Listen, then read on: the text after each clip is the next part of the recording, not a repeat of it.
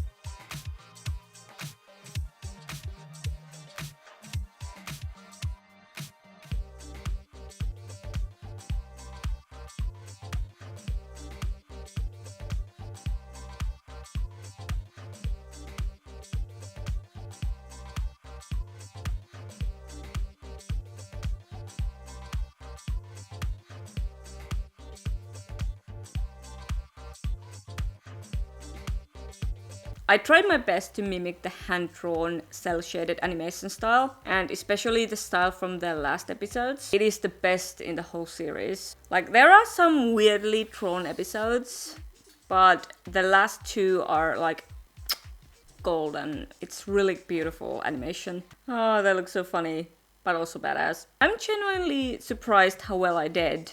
My dogs have never looked this badass in their lives. They don't really look like my dogs, but I didn't worry about that too much. And Ginga has a very distinct art style. It's very recognizable, but also really hard to replicate. And because Haiku is older, I made her eyes more serious. And I made her look older by adding some white fur around her eyes. And also made her fur lighter brown. She used to have a darker fur when she was younger, and now she's a bit lighter color because she will be 10 and she's getting gray, so. And she's missing teeth because she is missing teeth in real life.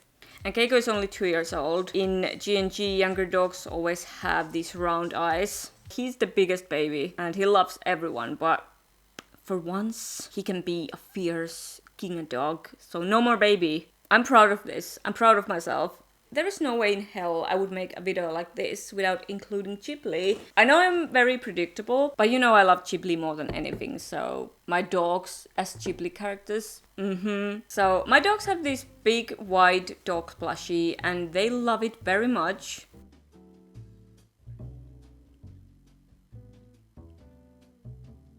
So I wanted to include the plushie in the drawing, bring him to life. If there was a Ghibli movie about my dogs, it would totally be about them going on adventures with their big white dog plushie friend. I imagine the dog would be giant like Totoro, and they would totally ride him anywhere they go. I have everything already planned, so that's what I went for. Haiku, Keiko, and their friendly neighbor, the big white dog.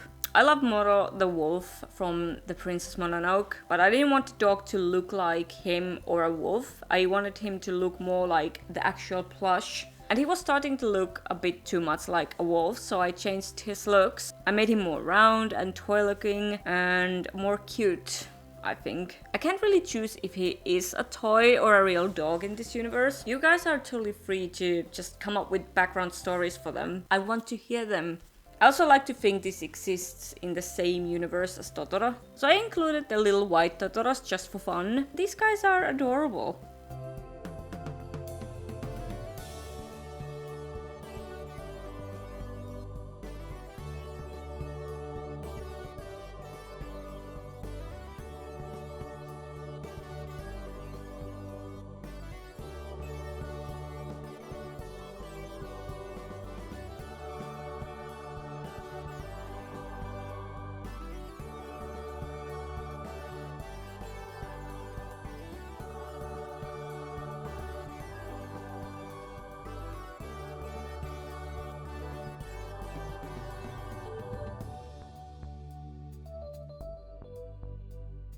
I had a really vivid image in my head what I wanted this to look like. I wanted them to be in a forest because I love forests in Ghibli movies. Like all the Ghibli sceneries are gorgeous, but there's something very mystical about the forests. I just really love them and I really love drawing these lush forest backgrounds with a lot of details. They all look so cute. And I tried my best to bring out my dog's personalities in this. Haiko will be 10 this year, she's older and she's more timid and serious and she doesn't really trust anyone easily. The only thing she loves in this world is food, so she's like me. So I made her look a little wary. Keiko is 2 years old. He's just the biggest baby. He's full of energy, he's always following me around, he loves everyone. I made him look very happy and I actually used May's expressions as reference for him because I feel they would have quite similar personalities. I love the sunlight filtering through the leaves on his fur. That effect always looks so nice, but I never get it to look right.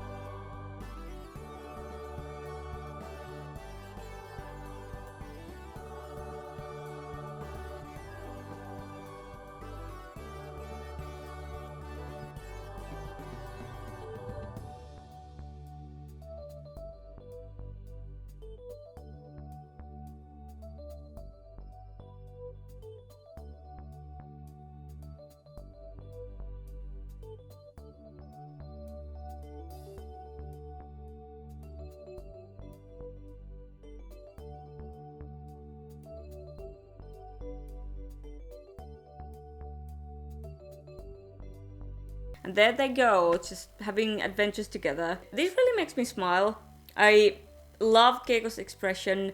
I think I captured his personality really well. And I also feel like this drawing has a background story, like it's a real scene from a movie. It just makes me smile, and it also makes me want to do a series of these. Just a series of drawings with these three in different situations and sceneries. You know, my dogs are quite comical. They actually look like Ghibli characters, so They fit this Ghibli universe very well. The dog actually looks like a plushie. I think it's funny that Keiko has actually ripped the plushie's tongue off.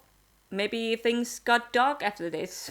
Sailor Moon has one of my favorite art styles out of any anime ever. Like, it's so aesthetically pleasing and pretty and sparkly. I also find it funny that I absolutely love horror and gore, but shit like this makes my ass so weak. And I do draw a lot of 90s anime, but shoujo, not so much, so I thought it would be funny to try. My goal was to make this as cute and happy as I possibly could. And I don't think there are dogs in Sailor Moon. I don't think so, so I didn't really use references. I just went with it, I improvised. Japanese chins are quite round, they're cute, they have fluffy ears, big eyes, short snouts, so it was actually quite easy to transfer them into these cute Sailor Moon characters. I thought about adding the crescent symbols on their foreheads, but I just ditched it. Keiko has this ball he's always carrying around, so I really had to add that.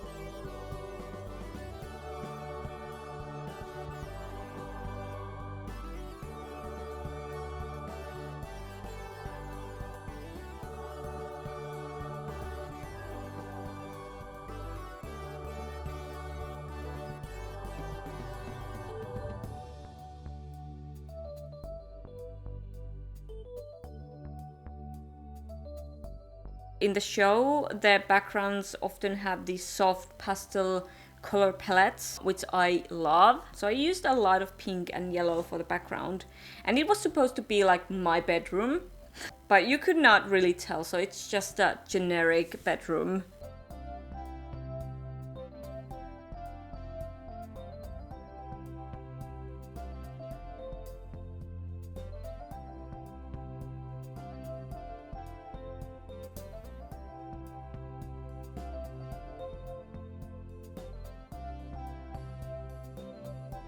They look so cute. I think this ended up adorable. It's very different from what I usually draw, really. And I think that's why I enjoy drawing it so much. It's good to draw some unusual things from time to time. Okay, so here are all the finished drawings. I kind of like them all equally much. They are all so different, but I'm really happy with all of these. If I have to choose my favorite out of these, I'm gonna say the G&G one. I'm just so proud of myself that I was able to replicate their style so well. 14-year-old me would be fucking shook. Look, Keiko, it's you! It's you! The expectation and reality. That's it. I hope you enjoyed that. This video took me way too long to make and I apologize, but now that the secret project thing is coming to an end and I can finally have more time for my own stuff, I can start uploading more often. Yay! Who am I kidding?